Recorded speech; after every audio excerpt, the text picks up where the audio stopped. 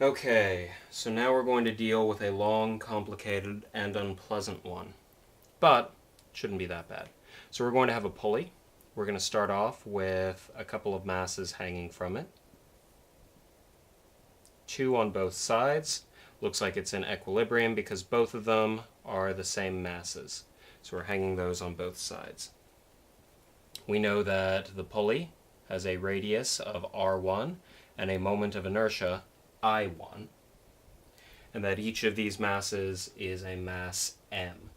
We want to find all of our solutions in terms of m, r, the moment of inertia there, which is a little weird once we get partway through this problem, and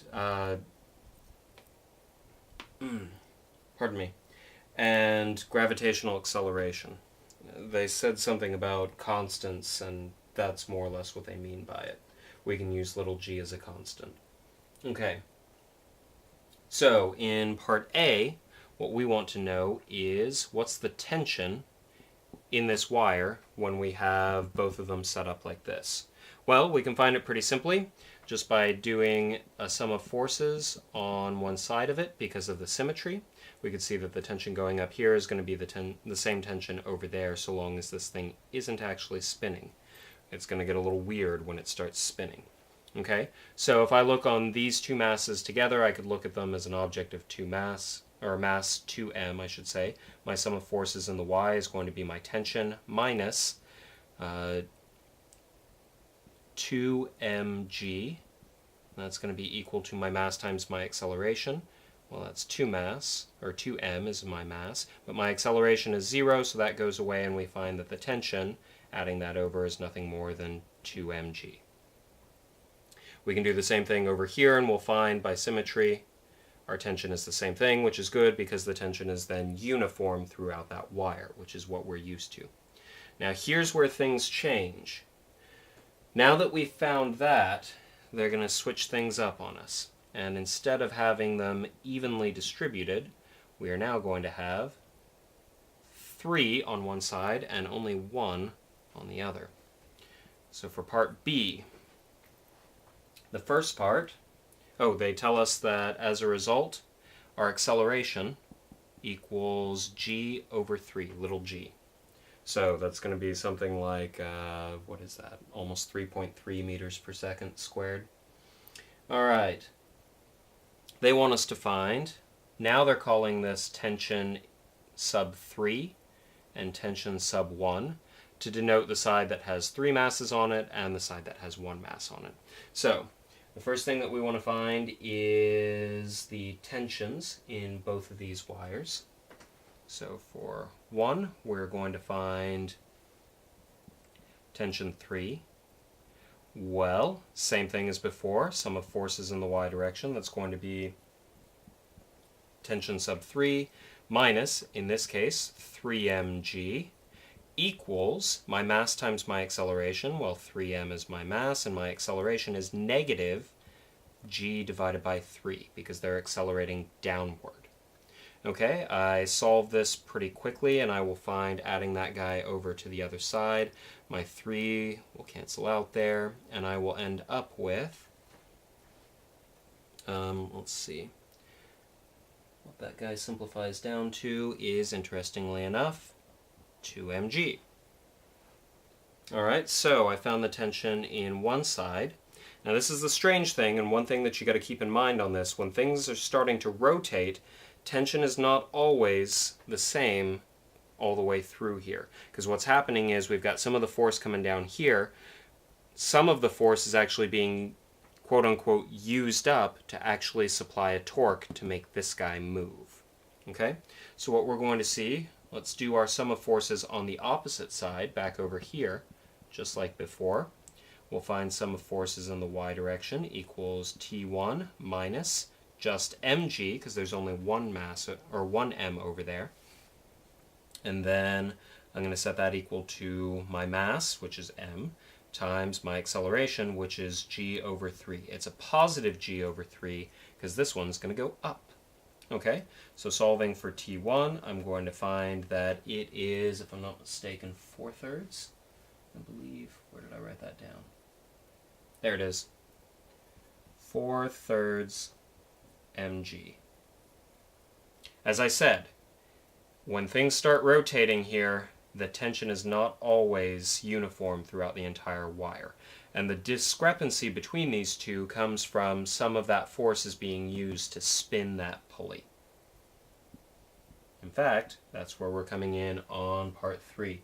They want us to find the moment of inertia of the pulley, which is a little bit weird because they told us that we could use that as one of our answers. I will not be accepting simply putting that and calling it a day, as much as that seems to be invited by the way they wrote the question. What we're going to do here to find our moment of inertia is we're actually going to do our sum of torques. Okay, well if I look at this, I've got tension 3 is a torque. That's a force being applied at a distance of r1. And we're going to have it go, let's see. That's going to be, that'll make it rotate counterclockwise, so that'll be a positive, so that's great. Minus T1 times R1, which would make it rotate clockwise, so that one's going to be a negative. And we're going to set that equal to I alpha, where this is our moment of inertia of our pulley. And so we know T3 and T1. We can use R1 as one of the variables that we solve for. So we need to do something with alpha. Well, alpha is nothing more than acceleration acceleration over r. Okay. Well, we know what the acceleration is. It's equal to g divided by 3, and so we're going to divide by r1, the radius of our pulley. All we've done is we know the acceleration that the entire rope is doing. It is going over the pulley without slipping, and so it needs to have the same acceleration as both sets of these masses, which have g over 3 as their acceleration.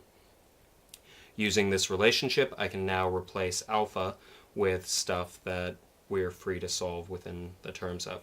So plugging in the t's as well, we're going to have 2mg times r1 minus 4/3 mg times r1 equals g over 3, also divided by r, just to make it look a little bit prettier. Going through all of this mess and solving for it, I'll leave that as an exercise for you, but our moment of inertia comes up to 2 times m times r1 squared. That should be what we end up with. Yeah, because we've got a g in all of these, and then you can solve the rest of that out. Alright, so that deals with the first part of this, A and B. Now we're going to take a look at C, where we change things out. We've got our pulley. We now attach it to a larger pulley, and they want us to find out a few things concerning this. Now, first thing that we want to know, or that we've been provided, is this guy has R1 and I1. This guy, if I'm not mistaken, has R2, which equals 2 times R1, and if I remember correctly, I2 equals 16 times I1 is what they presented with us, or presented us with as information. Now, for the first part, they want to know the angular velocity, the angular frequency of this object here, of this second pulley. Okay, so there's been a motor attached to this. The motor is making this guy swing at omega 1.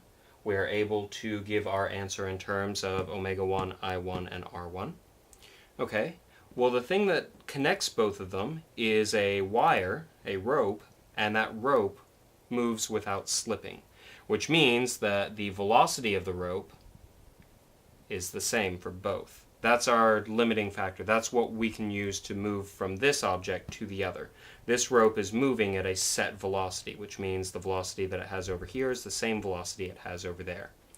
Well, we can move from our velocities into rotational frames by simply replacing that as omega 1, r1, and that's going to be equal to omega 2, r2.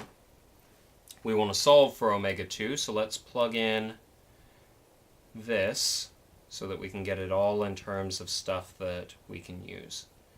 2r1, we solve for this and we find that omega 2 equals 1/2 omega 1. It is spinning half as fast, which makes a bit of sense because it's twice as big. Part 2, we want to find the angular momentum of the second pulley. Well, the angular momentum is nothing more than the moment of inertia times the angular velocity, the angular frequency. I plug this guy in for the I, and I get 16I1 times what we found just in the spot before, 1/2 omega 1. And I go through on this, I find that the angular momentum of this is 8 times I1 omega 1.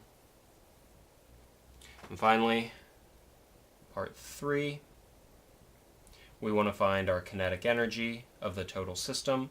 Well, kinetic energy is going to be equal to 1/2 I omega squared. So I plug this in. For the first pulley, we've got 1/2 I1 omega 1 squared, plus for the second one, we've got 1/2 its moment of inertia, which is 16 I1, times its angular velocity, which is 1/2 omega 1, and we're going to square that. That 1/2 gets turned to a 1/4, and we end up with 1/2. 1/4 of 16 is 4 times I1 omega 1 squared. This is 1/2 I1 omega 1 squared, still plus. And we end up with, what's that going to be? That will be 5/2 I1 omega 1 squared. That's our total kinetic energy. For the most part, these seem very confusing, but as long as you've got a couple of the equations and you know how to deal with a handful of relationships, like what's the relationship between how fast this guy is spinning and how fast this guy is spinning? Well, what's making them spin, in this case, what's joining the two of them, giving them their relationship, is the rope that's going around them. And if it's going without slipping, it means that the rope has a constant velocity all the way around this. If it's going without slipping, that gives us a constraint on how fast these guys rotate. Okay?